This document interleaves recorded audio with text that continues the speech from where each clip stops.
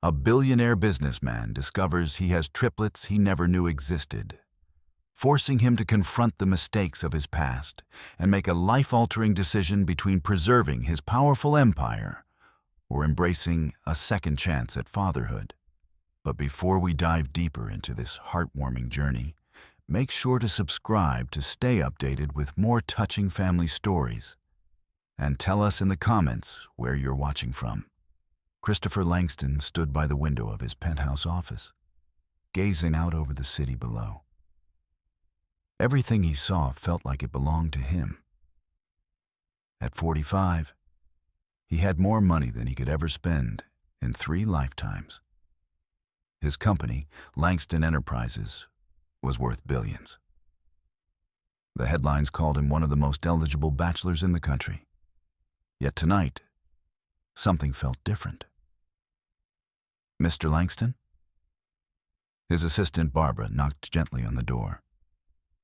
Your dinner reservation at LeBlanc is in an hour. The board members are already on their way. Chris adjusted his designer tie and picked up his jacket. Another evening, another business dinner. This was his life.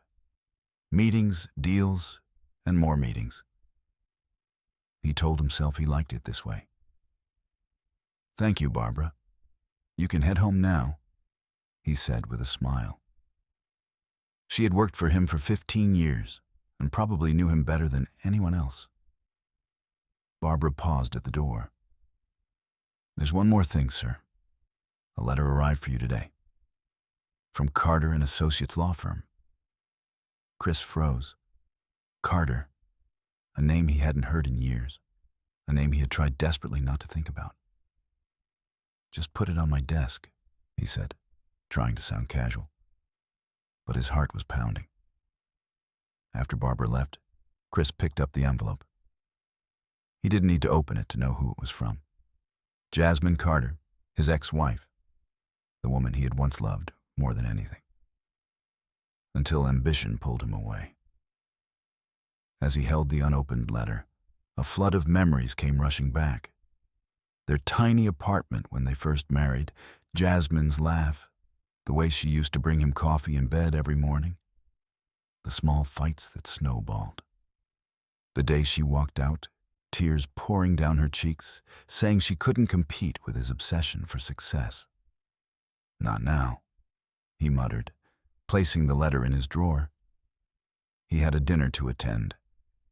Important people were waiting. The restaurant was exactly what you'd expect from one of the city's most exclusive venues. Crystal chandeliers, soft classical music, waiters who glided like shadows. Chris sat at the head of the table, smiling at jokes that weren't funny, making polite small talk with people he barely cared about. And then I told him the stock wasn't worth the paper it was printed on. One of the board members, Harold, was saying. Everyone laughed on cue. That's when Chris saw her. She was sitting 3 tables away. Still as stunning as the day he'd met her, Jasmine. Her hair was shorter now. But that smile, hadn't changed at all. She was sharing dinner with someone Chris couldn't quite see. Then he heard it. Children's laughter. 3 children to be exact, all about 5 years old. 2 girls and a boy gathered around Jasmine's table. They had her smile. But something about them made Chris's blood run cold. The boy's eyes. The way one of the girls tilted her head. These weren't just any children. Mr. Langston, are you all right? Harold asked, noticing his sudden silence. Chris couldn't breathe. Couldn't think. Math had never been his strong suit, but even he could count. 5 years old. The divorce had been 6 years ago. Jasmine had left, and he had been too proud, too stubborn to fight for her. Had she been... Excuse me, he said abruptly, standing up so fast his chair nearly toppled. I need some air. But instead of heading for the door, his feet carried him straight to Jasmine's table. She was laughing at something one of the girls said. Then she looked up. The laughter died. instantly. "Chris," she said softly. Not with anger nor joy, just careful caution. The children looked up at him curiously. The boy's eyes, his eyes. "Are they—" He couldn't finish the question. Jasmine's expression shifted, fear mixed with resolve. "They're mine," she said firmly. "Mommy, who's that?" one of the girls asked, her smile identical to Jasmine's. "Just someone Mommy used to know," Jasmine replied, though her eyes never left Chris's face. Chris felt the room spinning. These children, these beautiful, perfect children, they had to be his. The timing, their faces, the way they moved. How had he not known? Why hadn't she told him? "We need to talk," he managed to say. "No, we don't," Jasmine replied, though her voice trembled slightly. "You made your choice, Chris, a long time ago. You chose your empire over everything else, over me, over us. But they—" He lowered his voice, aware of people starting to stare. "They're mine." Jasmine's voice remained steady. "They're mine. I tried to tell you, Chris," she said, her tone sharpening. "When I found out I was pregnant, I called your office dozens of times. I wrote letters. But you had changed your number. Your assistant, not Barbara, the one before her, told me you were too busy. After a while, I got the message. You didn't want to be found." Chris felt like he'd been punched in the gut. He remembered those months after Jasmine had left, how he buried himself in work, changed his number, hired a new assistant, anything to avoid the pain of losing her. "I didn't know," he whispered. "Would it have made a difference?" Jasmine asked. And for a moment, he saw the pain she still carried. "Would you have chosen differently?"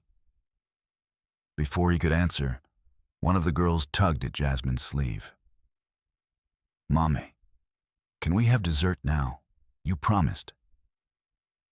Jasmine's face softened as she turned to her daughter, their daughter.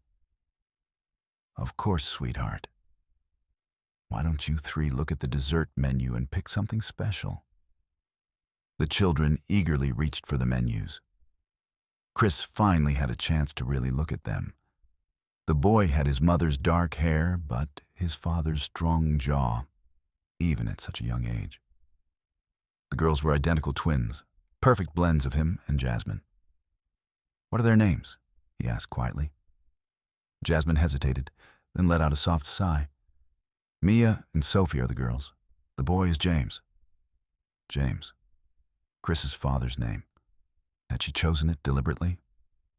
"They're beautiful," he said, his voice thick with emotion. "Yes, they are," Jasmine replied gently. "And they're happy. We're happy." "Jasmine, please. We need to talk about this. Really talk." She studied him for a long moment, then reached into her purse and pulled out a business card. "My office number. Call tomorrow. Not for us. That ship has sailed. But for them, if you're serious. If you're really ready to be there for someone other than yourself." Chris took the card with unsteady hands. Back at his table, his colleagues pretended not to stare. His perfectly controlled world had just been turned upside down, and nothing would ever be the same again. As he walked back on shaky legs, he could still hear the laughter behind him, his children's laughter. And for the first time in years, his empire of glass and steel felt empty, compared to what he had lost, and what he might have just found again. Chris barely slept that night. Every time he closed his eyes, all he saw were their faces, his children. The word felt foreign, even in his mind. He had 3 children, 3 lives he'd missed out on, for 5 entire years. The next morning, Chris arrived at the office earlier than usual. Barbara, as always, was already there. Calm and prepared, his coffee waiting. "Barbara," he said, his voice more serious than she'd heard in years. I need you to be honest with me. 5 years ago, did Jasmine try to contact me? Barbara's expression changed. She slowly set the coffee cup down. Yes, sir. Many times. And what happened to those messages? Miss Reynolds, your assistant at the time, she said you gave strict orders not to be disturbed by your ex-wife. She returned all the letters and blocked the calls. Chris sank into his chair, stunned. Why didn't you tell me when you took over? Barbara hesitated. By then, it had already been months. I assumed you knew what you were doing. You never mentioned her name, not once, in all these years. Chris reached into his pocket and pulled out Jasmine's business card. It was already worn at the edges. He had handled it so many times since last night. Carter and Associates law firm. She had become a lawyer, just like she always dreamed. Get Miss Reynolds on the phone, he said quietly. I want every letter, every message Jasmine sent, everything. Sir, that was 5 years ago. Miss Reynolds probably didn't. Find them, Chris interrupted. Whatever it takes. And clear my schedule for this afternoon. At exactly 1 p.m., Chris stood outside Jasmine's office building. It wasn't flashy or modern, nothing like his towering corporate headquarters, but it had character, just like her. The receptionist led him to a modest, organized office. Jasmine was at her desk, reading glasses perched on her nose, surrounded by papers. She looked up as he entered. She'd been expecting him. You came? She said simply. Did you think I wouldn't? Honestly, I didn't know. The Chris I used to know would have moved heaven and earth to be here. But the Chris you became? She shrugged. I wasn't sure. I found out about Miss Reynolds, he said, sitting across from her. About the letters, the calls, does that change anything? She asked. It changes everything, he said, voice rising slightly before he reined it in. Jasmine, if I had known you were pregnant, you would have what? She interrupted, removing her glasses. Thrown money at the problem, added us to your schedule between board meetings? That's not fair. No, T. And how many of those dinners do you have every week? That's different. I didn't know I had a family. But you did have a family. You had me. And that wasn't enough. Her words hit him like a punch. She was right. Even before she left, he had already begun to pull away, choosing ambition over their marriage, power over love. Tell me about them, he said softly. Please. Something in his voice broke through her defenses. Her expression softened. She opened a drawer and pulled out a photo album. Mia is the oldest, by 2 minutes, she said, smiling faintly as she showed him a picture. She's the artist of the family, always sketching, always creating. Sophie is our little scientist, always asking questions, always trying to figure out how things work. And James. She smiled again.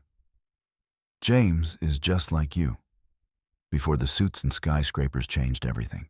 Kind, thoughtful, always trying to make people laugh. Chris's throat tightened as he flipped through the photos. First steps, first words, first day of preschool. All the moments he had missed. They've asked about their father, Jasmine said. I've never lied to them. I told them their daddy was someone I loved very much. But he had to go away. Chris's voice was barely audible. And now? Jasmine let out a breath. Now, they're old enough to start asking the harder questions. And honestly, I don't know what to tell them anymore, Jasmine said quietly. Tell them the truth, Chris replied gently. Tell them their father was a fool who lost his way. but now he wants to make it right. It's not that simple, Chris, she said with a sigh. They have a life, a routine. They're happy. I'm not asking to disrupt their world, Chris said, his voice full of emotion. I'm asking for a chance to get to know them, a chance to be their father. And what happens when the next big business deal comes along? When your empire demands your attention more than they do? Chris reached across the desk and took her hand. She didn't pull away. I was wrong, Jasmine, about everything. I thought success meant owning the biggest company, having the most money. But last night, sitting in that restaurant, watching our children laugh, that was worth more than every deal I've ever made. Tears welled up in Jasmine's eyes. I wanted to tell you so many times, even after I found out I was pregnant, even after they were born.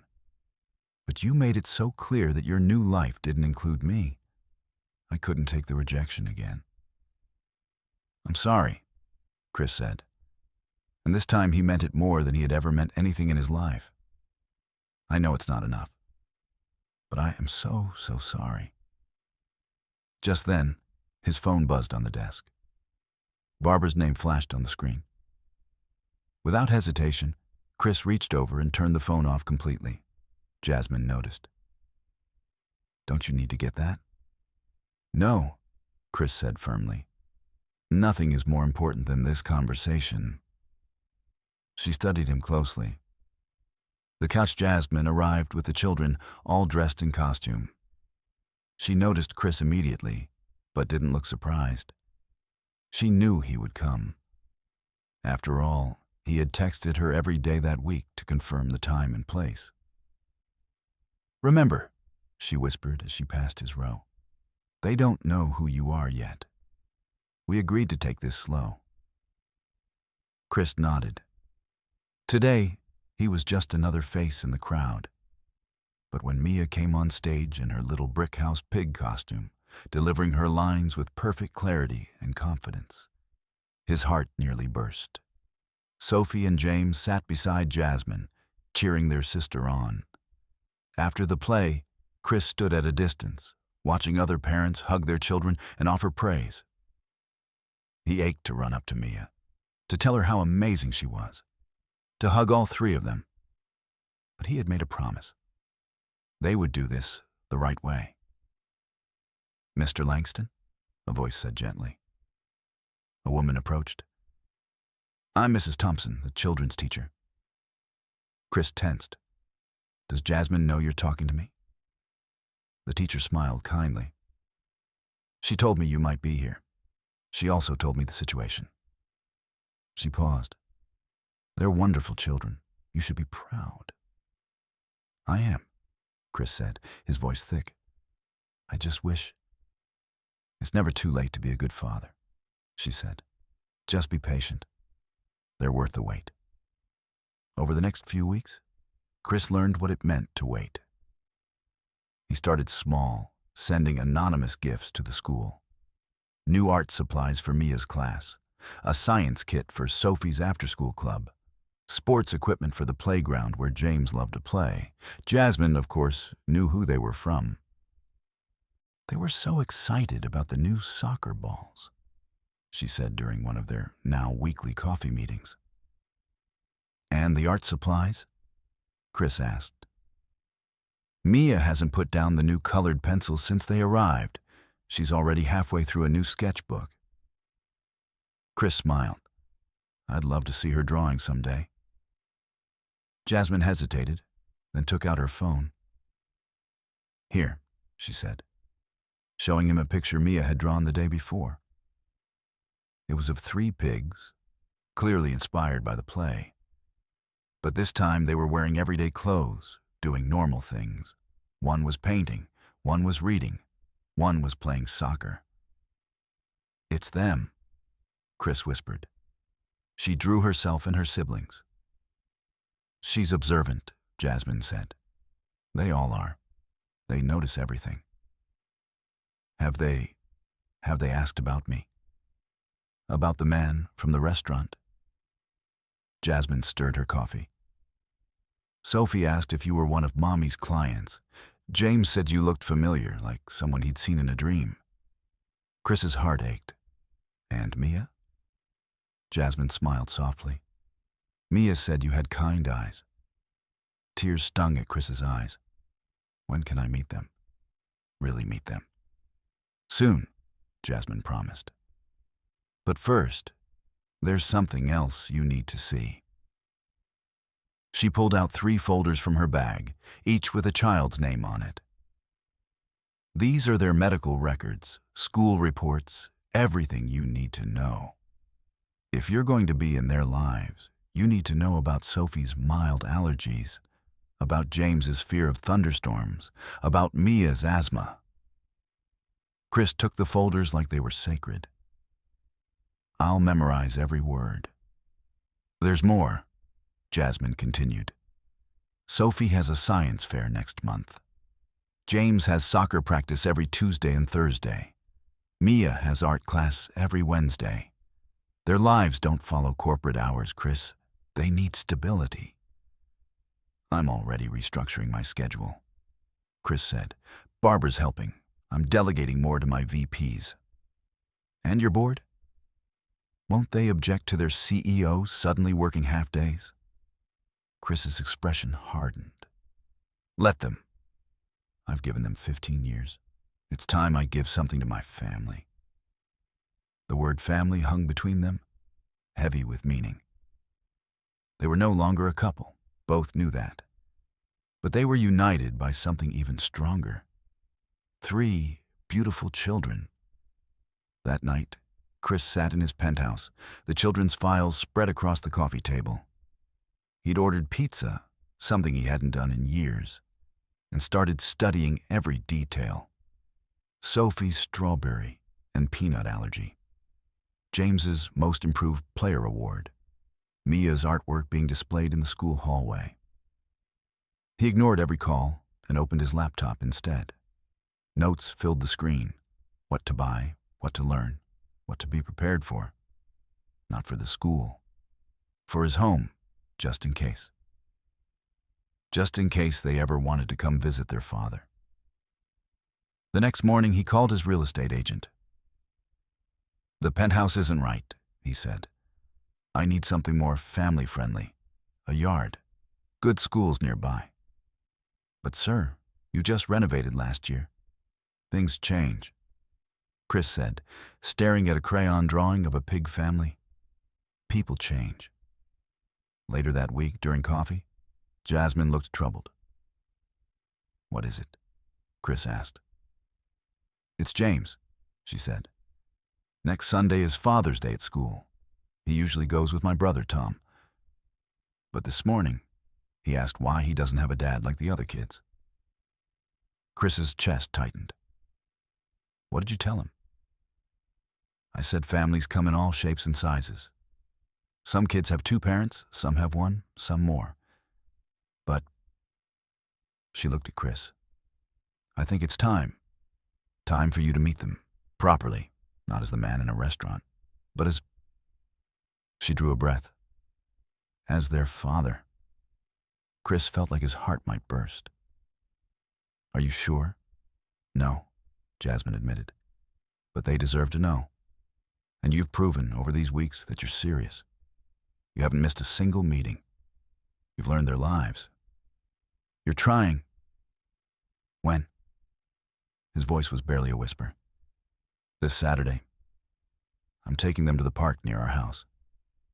They love the playground there. She smiled slightly. I hear it just got brand new equipment. Chris tried to look innocent. The playground renovation had been his most recent anonymous donation. Thank you, he said softly. Don't thank me yet, Jasmine said. This is just the beginning. It won't be easy. They might be confused, angry, scared. We'll handle it, Chris said. Then quickly added, as parents, not as... I know what you meant, Jasmine said gently. And you're right. We'll handle it. Together. For them, Chris left the coffee shop as if he were floating. After 5 years lost in cold mergers and profit margins, he was finally heading toward something real. He had 3 days to prepare for the most important meeting of his life. And nothing, no contract, no boardroom, no billion-dollar deal would ever compare to this. This was family. This was love. This was a second chance. And Christopher Langston wasn't going to waste it. Chris didn't care about the weather. He had barely slept, having spent most of the night rehearsing what he would say to his children. Now, standing in his walk-in closet, he was facing a different crisis. What does a father wear to meet his children for the first time? His phone rang. It was his mother, Elelanina Langston. "Christopher, darling," she said briskly. "What's this I hear about you canceling the Morrison deal? Your father built this company on deals like that." Chris sighed. He hadn't told his parents about the children yet. "Mother, I can't talk right now. I have somewhere important to be." "More important than $100 million deal? The board is concerned, Christopher. They're saying you've changed." "Maybe I have," he said, finally pulling a simple blue sweater from the hanger, choosing it over his usual business suit. "And maybe that's not a bad thing. This is about her, isn't it?" Her voice went cold. "I saw you at LeBlanc 2 weeks ago, with Jasmine." Chris froze. "You were there?" "I was dining with the Whittakers. I saw you approach her table. Those children." She paused. "Tell me they're not yours." "They are," Chris said firmly. "You have 3 grandchildren, triplets. Their names are Mia, Sophie, and James." The silence on the other end of the line was deafening. "How dare she keep this from us?" Elelanina snapped. "We'll sue for custody. We're Langstons. We have rights." "No," Chris said sharply. "You will do no such thing. Jasmine raised them perfectly. Without us, without me. If anyone should be angry, it's them." "But the company." "The company is just that, a company." Chris cut in. "These are my children, your grandchildren. And if you want to be part of their lives, you'll respect how Jasmine and I choose to raise them." He hung up before she could respond, his hands trembling. He should have known his mother would make this difficult. Langstons weren't used to being denied anything. At the park, Chris arrived early. He sat on a bench, watching other families enjoy their Saturday morning. A father teaching his daughter to ride a bike. A mother pushing her son on the swings. Simple moments. The kind he had missed. His phone buzzed. A text from his assistant, Barbara. "Your father is at the office. He's demanding to see you." Chris typed back. "Tell him I'm busy. Meeting his grandchildren." A few minutes later, Jasmine's car pulled into the parking lot. Chris's heart stopped when he saw them. The children spilled out, all in bright raincoats, purple for Mia, yellow for Sophie, blue for James, and ran toward the playground, their mother walking behind them. "Are you ready?" Jasmine asked when she reached him. "No," Chris admitted, "but I don't want to wait another minute." Together, they walked toward the playground. The children were already playing, James on the swings, the girls on the slide. "Kids," Jasmine called softly. "Come here for a minute. There's someone I want you to meet." The triplets ran over, curious but not shy. Up close, Chris saw the details. Sophie had a freckle under her left eye, just like him. James's hair fell across his forehead the same way Chris's did. Mia had Jasmine's dimples. "This is Mr. Langston," Jasmine began, then paused. "Christopher, he's your father." The children stared at him. James's mouth dropped open. Sophie grabbed Mia's hand. Mia tilted her head, studying him. "You're our daddy?" James asked quietly. Chris knelt to their level. "Yes, I am. And I know I haven't been here before, and I'm so sorry for that. But I want to be here now, if you'll let me." "Where were you?" Sophie asked, her voice small but clear. Chris glanced at Jasmine, who gave a slight shake of her head. They had agreed. No lies. "I was being foolish," he said honestly. "I was so busy trying to be successful, I forgot what really matters.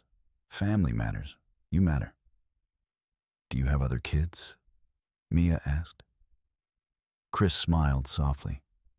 "Number just you three. And you're more than enough. You're everything." Before they could say more, a sharp voice pierced the air. "Christopher!" Elena Langston strode across the park, her husband Richard Wright behind her. Both wore business attire, looking completely out of place. "Mother, don't," Chris warned, standing.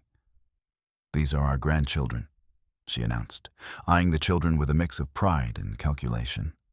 "They should be at home with us, not in some public park." "Mrs. Langston," Jasmine said coolly, stepping forward. "This isn't the time or place." "Oh, it speaks," Elena sneered. "Tell me, dear, how much money did you hope to get by hiding our grandchildren?" The triplets pressed close to Jasmine, frightened. Chris stepped between his parents and his family. "You will not speak to Jasmine that way," he said, his voice low and fierce. "She's been an incredible mother.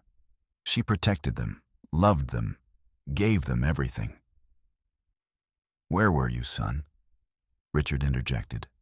"Be reasonable. Think of the scandal. This should be handled privately, with lawyers." "No." Chris turned to his children, who watched with wide eyes. "I'm so sorry about this. This isn't how I wanted our first meeting to go. But you should know, your mother is the strongest, bravest person I've ever known, and everything she's done for you." Mia suddenly stepped forward, slipping her hand into Chris's. "Your eyes are sad," she said simply. That observation, so innocent and pure, shattered him. Tears spilled freely down Chris's face. "I am sad," he admitted. "Sad I missed so much. Sad I'm only meeting you now. But I'm also very, very happy, because I finally get to meet you." Sophie and James moved closer, curious now, no longer afraid. Elena opened her mouth to speak, but Richard gently placed a hand on her arm. "Eleanor," he said quietly, "look at them." The children stood beside Chris now, looking up at him with 1,000 questions. Jasmine stayed nearby, watching, ready to step in, but she let the moment breathe. "Can we call you Daddy?" James asked suddenly. Chris looked at Jasmine. She gave him a small nod. "I would love that," he said, his voice cracking. "But only if you want to. We can take it slow, get to know each other." "I want to know everything," Sophie said. "Do you like science?" "I love science, especially space." "And soccer?" James asked eagerly. "And drawing?" Mia chimed in. Chris laughed through his tears. "I want to know everything about you too. What you like, what you don't like, all your favorite things." Eleanor and Richard stood awkwardly nearby, watching their son connect with his children for the first time. Slowly, the anger faded from Eleanor's face, replaced by something softer. "They have your eyes," she said quietly to Chris. "All three of them." "They have more than that," Jasmine added, stepping closer. "They have his kindness, his creativity, his spirit. Everything good about Chris before the business world changed him." She looked at him with cautious hope. "And now, maybe they'll have their father too." The rain finally began to fall, soft and gentle. No one moved. The Langstons, 3 generations, stood in the rain, bearing witness as something broken began to heal, as something lost was finally found. It wasn't perfect. There would be tough conversations, tears, adjustments, but it was a beginning. And sometimes, a beginning is enough. In the weeks that followed, everything changed. Chris bought a house just 10 minutes from Jasmine's, a warm, cozy place with a big backyard and a room for each child. He let them choose their wall colors: deep purple for Mia, sky blue for Sophie, and forest green for James. Tonight was their first overnight stay. Chris had never been so nervous. "The EpiPen is in the kitchen drawer," Jasmine reminded him for the 3rd time. "And Mia's inhaler is in your purse," Chris finished. "James gets scared if there's thunder, but reading helps." "I remember." Jasmine nodded but couldn't hide the worry in her eyes. This would be her first night apart from them since they were born. "Mommy will be fine," Sophie said, hugging her legs. "Daddy has a telescope. He's going to show us the stars." The word Daddy still made Chris's heart skip. They used it naturally now, though sometimes they still called him Chris. He cherished both. "And he bought art supplies," Mia said excitedly. "Real ones." "And a soccer goal," James added. Jasmine smiled despite herself. Okay. You 3 behave. Call me if you need anything, okay?" After she left, Chris stood there, watching his children, and felt a flash of panic. What did he know about being a dad? "Can we have pizza?" James asked hopefully. Chris laughed. Pizza he could do.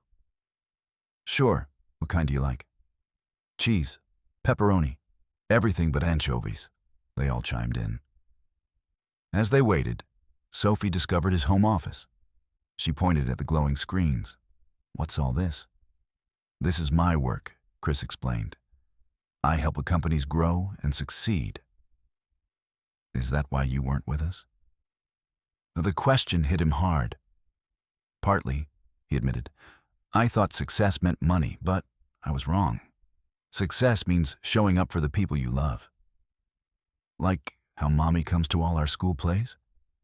"Exactly like that," Chris said softly. "I'm sorry I missed them, but I won't miss any more. I promise." Her eyes were serious. "I promise too." The pizza arrived. They ate in the living room, something Chris had never done before. The children told him about their school, their friends, their dreams. "I want to be an astronaut," Sophie said. "I'm going to play soccer in the Olympics. You will not speak to Jasmine that way," he said, his voice low and fierce. "She's been an incredible mother. She protected them, loved them, gave them everything." "Where were you, son?" Richard interjected. "Be reasonable. Think of the scandal. This should be handled privately, with lawyers." "No." Chris turned to his children, who watched with wide eyes. "I'm so sorry about this. This isn't how I wanted our first meeting to go. But you should know, your mother is the strongest, bravest person I've ever known. And everything she's done for you." Mia suddenly stepped forward, slipping her hand into Chris's. "Your eyes are sad," she said simply. That observation, so innocent and pure, shattered him. Tears spilled freely down Chris's face. "I'm sad," he admitted. "Sad I missed so much. Sad I'm only meeting you now. But I'm also very, very happy, because I finally get to meet you." Sophie and James moved closer, curious now, no longer afraid. Ella Nena opened her mouth to speak, but Richard gently placed a hand on her arm. "Eleanor," he said quietly, "look at them." The children stood beside Chris now, looking up at him with 1,000 questions. Jasmine stayed nearby, watching, ready to step in, but she let the moment breathe. Can we call you Daddy? James asked suddenly. Chris looked to Jasmine. She gave him a small nod. I would love that, he said, his voice cracking. But only if you want to. We can take it slow, get to know each other. I want to know everything, Sophie said. Do you like science? I love science, especially space. And soccer? James asked eagerly. And drawing? Mia chimed in.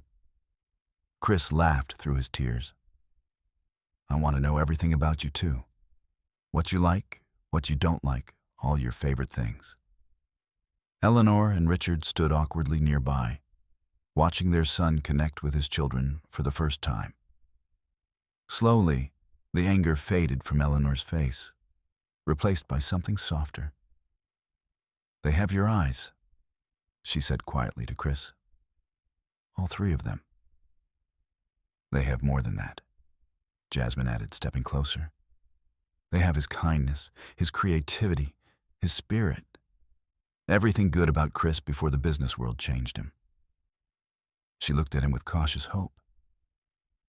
And now, maybe they'll have their father too? The rain finally began to fall, soft and gentle. But no one moved.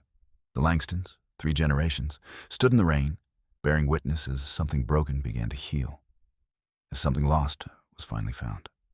It wasn't perfect. There would be tough conversations, tears, adjustments. But it was a beginning. And sometimes, a beginning is enough. In the weeks that followed, everything changed. Chris bought a house just 10 minutes from Jasmine's. A warm, cozy place with a big backyard and a room for each child. He let them choose their wall colors: deep purple for Mia, sky blue for Sophie, and forest green for James. Tonight was their first overnight stay. Chris had never been so nervous. The EpiPen is in the kitchen drawer, Jasmine reminded him for the 3rd time. And Mia's inhaler is in your purse, Chris finished. James gets scared if there's thunder, but reading helps. I remember. Jasmine nodded, but couldn't hide the worry in her eyes. This would be her first night apart from them since they were born. Mommy, we'll be fine, Sophie said, hugging her legs. Daddy has a telescope. He's going to show us the stars. The word Daddy still made Chris's heart skip. They used it naturally now, though sometimes they still called him Chris. He cherished both. And he bought art supplies, Mia said excitedly. Real ones. And a soccer goal, James added. Jasmine smiled despite herself. Okay. You 3 behave. Call me if you need anything, okay? After she left, Chris stood there, watching his children, and felt a flash of panic. What did he know about being a dad? Can we have pizza? James asked hopefully. Chris laughed. Pizza he could do. Sure. What kind do you like? Cheese. Pepperoni. Everything but anchovies. They all chimed in. As they waited, Sophie discovered his home office. She pointed at the glowing screens. What's all this? This is my work, Chris explained. I help companies grow and succeed. Is that why you weren't with us? The question hit him hard. Partly, he admitted. I thought success meant money. But I was wrong. Success means showing up for the people you love. Like how Mommy comes to all our school plays? Exactly like that, Chris said softly. I'm sorry I missed them. But I won't miss any more. I promise. Her eyes were serious. I promise too. The pizza arrived. They ate in the living room, something Chris had never done before. The children told him about their school, their friends, their dreams. I want to be an astronaut, Sophie said. I'm going to play soccer in the Olympics